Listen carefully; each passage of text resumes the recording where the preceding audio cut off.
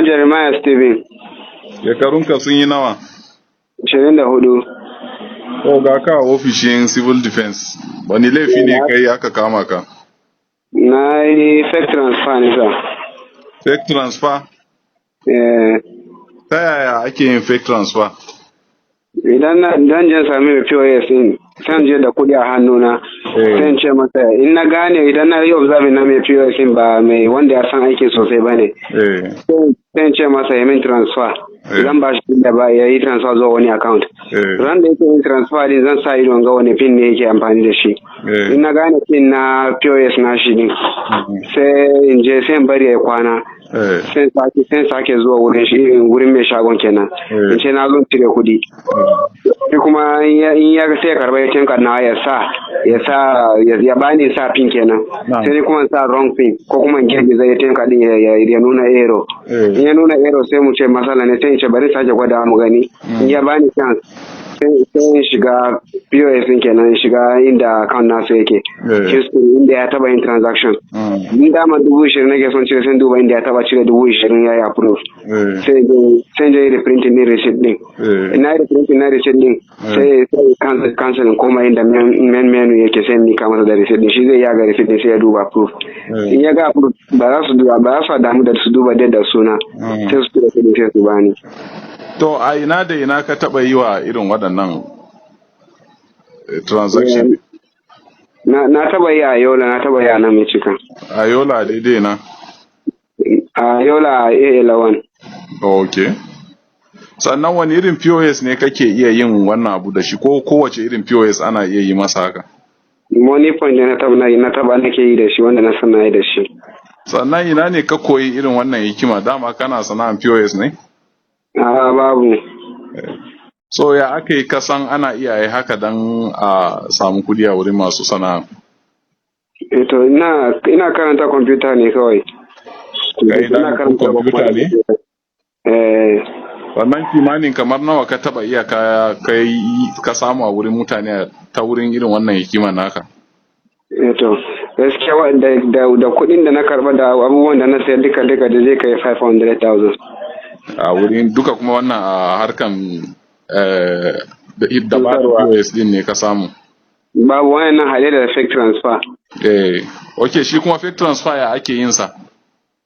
Zan zo gun mutum idan mutum din ba Android phone yake amfani da shi ba idan karamin waya ne wanda yake karban alert da shi.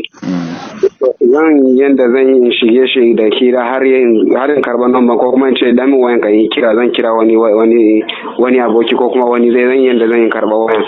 In na karba wayan sai shiga inda alert na shi ke zama. Sai duba last alert da ya shiga. In na ga last alert da ya shiga sai tura maka number na. Last alert na shi ne.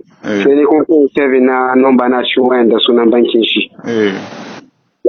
Sai ce na kira layin bai shiga ba sai delete na outmail na shi outbox inda message ya fita sai bayar da mai shi da waya sai da bayan na kai sati daya na sai kafin zo shagon sai in sai magani sai su yi calculate kudin maganin su sai ce musu ni transfer zan musu sai su bani account number sai sun bani account number na money point sai in yi yanda zan yi sai zan ce a baya tafiya ba banki ne sai zan yi ta yanda zan yi da a bani na bankin da na yi saving a cikin waya in a bani na account ne sai in je in yi editing din debit alert din sai in kara amount na magani daidai magani da na siya akan last available balance na su balance kenan da a cikin account din wanda ko sun duba last debit da ya shiga musu za su ga kudi ya karu a kai sai in sa shi akan send amma ba ran send din ba sai in ce na tura sai su ce mu jira mu ga alert sai mu zo na mu jira sai sa waya aljihu can an jima ina kai ilimin ki ya sai sa hannu na aljihu dan na send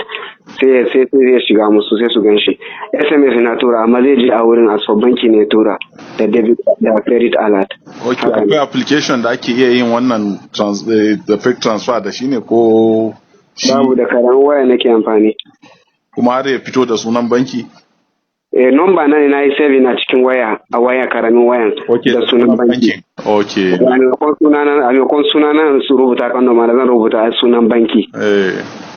To idan message ya je zai nuna kamar Zenith Bank ne zai ce Zenith Bank sana kuma sai su ga debit and credit alert.